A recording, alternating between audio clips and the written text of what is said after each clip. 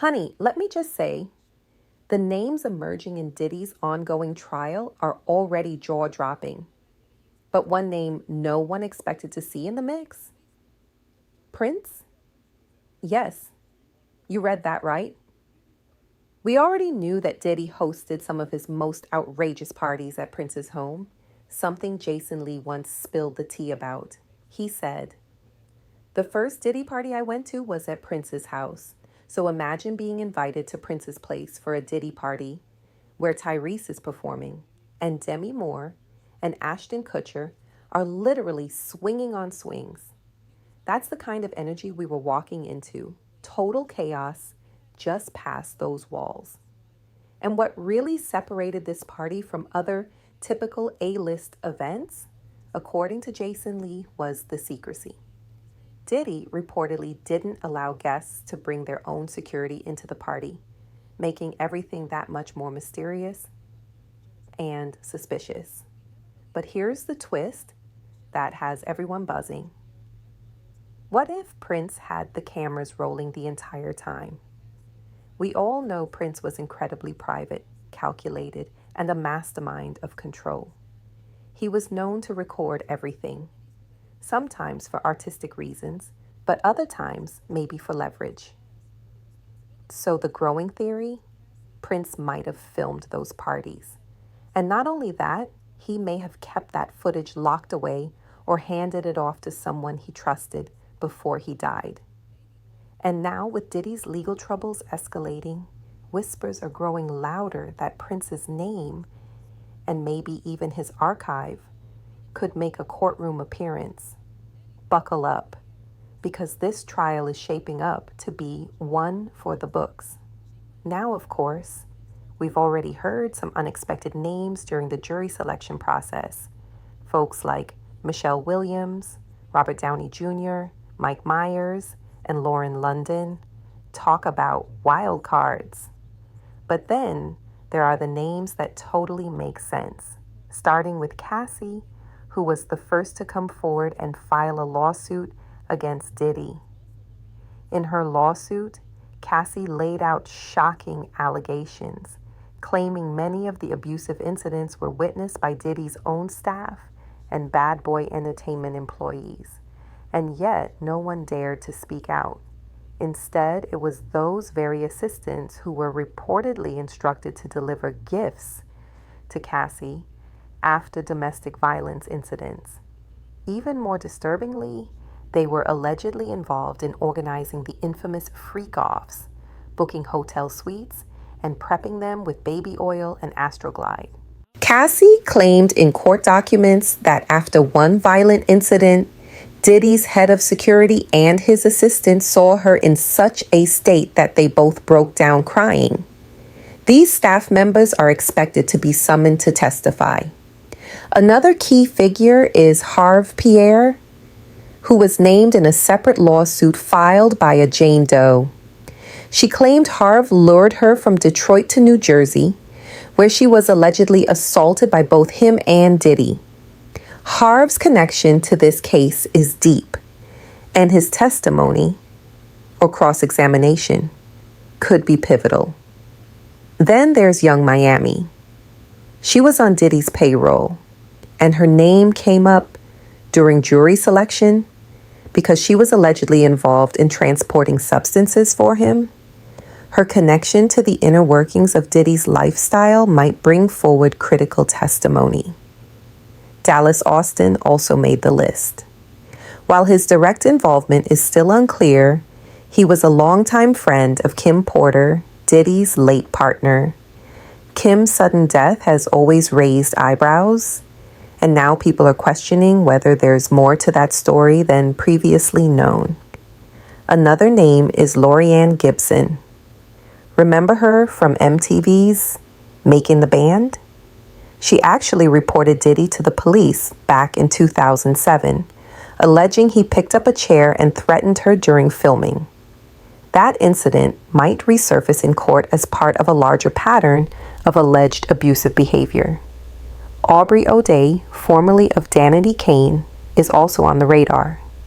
She's been extremely vocal in her support for Cassie and has made her own claims about Diddy's inappropriate conduct. Dawn Richard, another former Danity Kane member, previously sued Diddy as well, accusing him of verbal abuse, and worse during the Making the Band era. She even claimed that Diddy forced her to rehearse for hours without sleep, and that she witnessed him physically assaulting Cassie while under the influence. And get this, Michael B. Jordan's name was also mentioned. Now, he's not accused of anything, but his name appears in Cassie's lawsuit because they had a brief flirtation in 2015 during a time when she and Diddy were on a break. This could be important to the prosecution, who are expected to call several of Cassie's exes, including Kid Cudi. Now, Kid Cudi's connection? That's a bombshell in itself. According to Cassie, she had a short fling with Cudi in 2011 during a rough patch with Diddy. When she got back with Diddy, he found old emails between them and allegedly went ballistic. The lawsuit states that Diddy became enraged and wanted to make sure Cudi knew not to mess with him. He allegedly told people he would blow up Cudi's car while he was home. And according to Kid Cudi himself, that's exactly what happened. His car blew up in his driveway, just as Diddy had threatened. Chilling, right? And while more names are sure to come up during the trial, it's Prince's name that has truly shocked people the most, especially now that some believe he may have had compromising footage of these parties. Could this have played a role in his mysterious death? Let's rewind a bit. Prince's death has always felt off. Officially, we were told he died at age 57 from an accidental overdose, a lethal mix of counterfeit Vicodin laced with fentanyl. But Prince was known for his clean lifestyle. He was a vegan. He didn't drink. He avoided drugs. He was disciplined with his health and fitness. So how does someone like that suddenly die from a fentanyl overdose? Even people close to him expressed doubts. Many pointed to the fact that in the weeks before his death, Prince seemed to know something was coming. He posted a cryptic photo of himself with the caption, "Just when you thought you were safe." It was later deleted. At one of his final public appearances at Paisley Park, shortly after receiving emergency treatment and just days before he passed, Prince reportedly told fans, "Wait a few days before you waste any prayers." A few days later, he was gone. Now let's not forget, Prince was locked in major battles with the music industry his entire life. He fought hard for creative freedom, ownership of his masters, and full control over his music.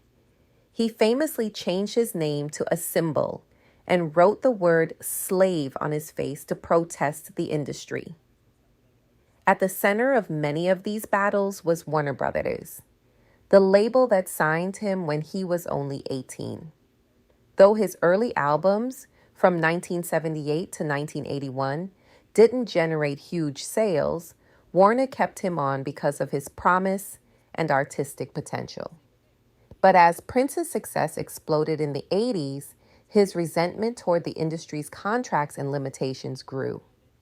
Many fans now wonder, did Prince's commitment to creative independence, combined with whatever he knew or had in his possession regarding Diddy and these parties, several steps ahead? He was strategic, protective of his legacy, and deeply principled. And if it turns out he was holding on to damaging footage, whether as a form of protection or a posthumous reckoning, his legacy might be more relevant to this trial than anyone could have imagined. So yes, the Diddy trial is going to be explosive. But with Prince's name now swirling in the mix, we're entering a whole new level of scandal. And baby, I'm here for every second of it. And will his name truly come up in court? We'll have to wait and see. But in the meantime, drop your thoughts in the comments. What do you think about the idea that Prince may have recorded Diddy's parties? And could it have had anything to do with his untimely death?